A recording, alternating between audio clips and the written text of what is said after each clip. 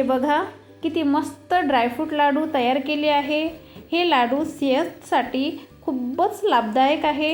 या लाडूने दिमागही तेज होते आणि स्फूर्ती भरपूर येते। तसेच साखर आणि गूळ न वापरता 2 महिने टिकणारे हे लाडू आहेत। चला तर ड्रायफ्रूट लाडू करायला सुरुवात करूया। मग त्यासाठी आपल्याला काही वस्तू लागणार आहे। 100 ग्रॅम खोबर किस, 100 ग्रॅम काजू, 100 ग्रॅम बदाम, 100 ग्रॅम बेदाणे, 100 ग्रॅम पिस्ता, 60 ते 70 ग्रॅम मगजबी, 100 ग्रॅम पेनखजूर यातील बिया काढून घेतलेल्या आहे, 100 ग्रॅम खारीक यातील सुद्धा बिया काढून घेतलेल्या आहे। सोबतच लागणार आहे आपल्याला 80 ग्रॅम साजूक तूप। तुम्हाला प्रश्न पडला असेल की एवढा मोठा सुका मेव्याला पैसे लागणार, तर मी तुम्हाला सोप्या पद्धतीने सांगते। एवढे घेतलेच पाहिजे असे काही नाही। त्याऐवजी तुम्ही तुमच्याकडे जे काही ड्रायफ्रूट आहे ते घ्या आणि काही ड्रायफ्रूट नसेल तर त्याऐवजी शेंगदाणे आणि तीळ घ्या। यात सुद्धा प्रोटीन आणि कॅल्शियम आहे, म्हणून मी तुम्हाला सांगते शेंगदाणे आणि तीळ, थोडे ड्रायफ्रूट वापरून सुद्धा लाडू करू शकता। सगळ्यात अगोदर खोबरकीस मंद आचेवर भाजून घ्यायचा आहे। खोबरकीस मात्र खरपूस भाजून घ्यायचं आहे। आता हे खरपूस भाजलेलं खोबरं एका ताटामध्ये काढून घ्यायचं आहे। आता याच कढईत खारीक घालून खरपूस भाजून घ्यायची आहे। खारीकलाही हलकेसे डाग पडतपर्यंत भाजून झालेले आहे। आता ही खारीक एका ताटामध्ये काढून घ्यायची आहे।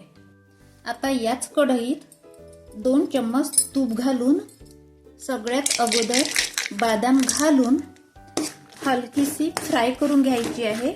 बदामने काय होतं, लहान मुलांची स्मरणशक्ती वाढते। मग काजू घालायचे।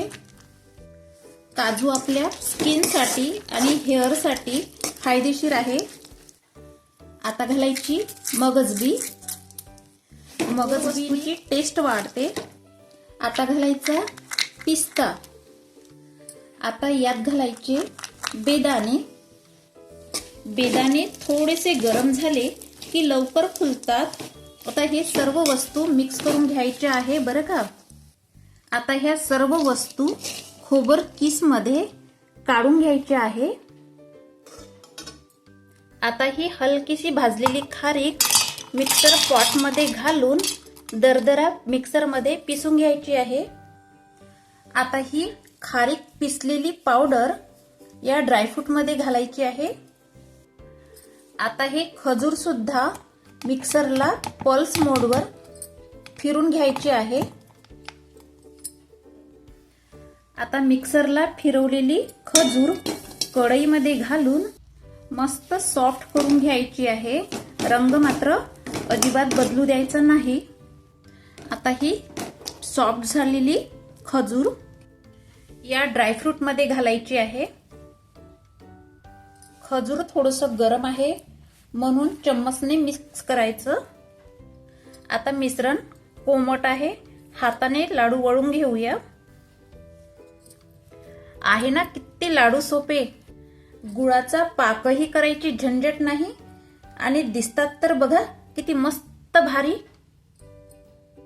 आणि लाडू तर बघा किती मस्त झालेला आहे। आले ना तुमच्या तोंडाला पाणी। याच पद्धतीने बाकीचे लाडू वळून घेऊया। तुम्ही आकार मात्र छोटा मोठा देऊ शकता। सुक्या मेव्याचे लाडू बघा तयार आहेत। हिवाळ्यात म्हणून नाही तर कोणत्याही सीझन मध्ये हे लाडू तुम्ही करून खाऊ शकता। मी एक लाडू तुम्हाला तोडून दाखवते। या लाडूत प्रोटीन आहेत, कॅल्शियम आहेत आणि फायबर सुद्धा आहेत आणि खायला तर एवढे हेल्दी आहेत, म्हणूनच मी तुम्हाला सांगते या हिवाळ्यात एकदा तरी असे लाडू करून तर बघा आणि चॅनलला सबस्क्राईब करायला अजिबात विसरू नका।